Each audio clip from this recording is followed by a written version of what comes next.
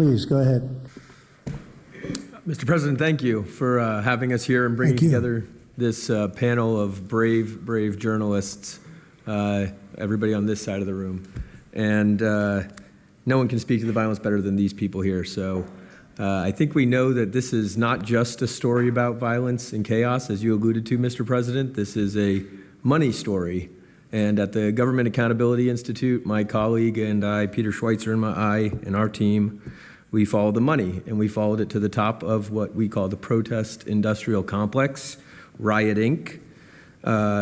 And we found a network of NGOs. It's not just the Soros network, the Open Society network, it's other funding networks, the Arabella funding network, the Tides funding network, Neville Roy Singham and his network, Foreign Cash.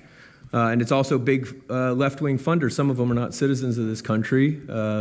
Mr. Hans-Jörg Wyss of Switzerland. They're pouring money into this entire ecosystem. And so I want to share 3 money facts with you about what we call Riot Inc. Number 1, like any corporation, Riot Inc. has many divisions. It doesn't just have the Antifa boots on the ground division. It has PR divisions. It has marketing divisions. It has a very well-funded legal division to get these boots on the ground back on the streets as quickly as possible. But it does have those investors that I mentioned.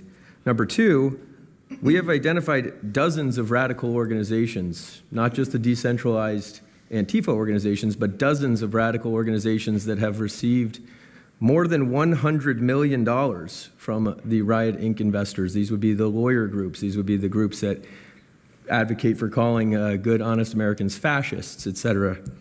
And then 3, I think the most shocking thing is that we have found that more than $100 million in U.S. taxpayer funding has flowed into these funding networks, including at least $4 million to these very groups themselves, not just Antifa types, but there was an event in Atlanta called Stop Cop City. Over 60 rioters were charged with domestic terrorism. These groups received money for that from both the billionaire class as well as taxpayer money. So one other thing, this money helps fund the decentralized crowdfunding platforms. These are ways that Antifa, the John Brown Gun Club of Elm Fork, which had links to that attack on the ICE facility, the Socialist Rifle Association, and just because they don't have LLCs or EIN numbers doesn't mean they can't get paid. Some of these funding platforms, crowdfunding platforms, are funded by this network that we call Riot Inc. So again, I want to thank you for your leadership, for the whole cabinet's leadership on this. We're going to keep following the money and appreciate everything you're doing, sir.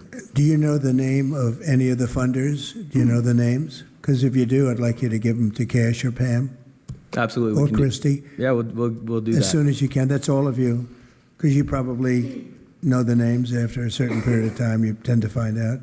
But these are people that do not have good intention for the country, and that's treasonous probably. So if you could, very important, if you could do that, it would be great. Nobody would know better than you. You'll figure it out.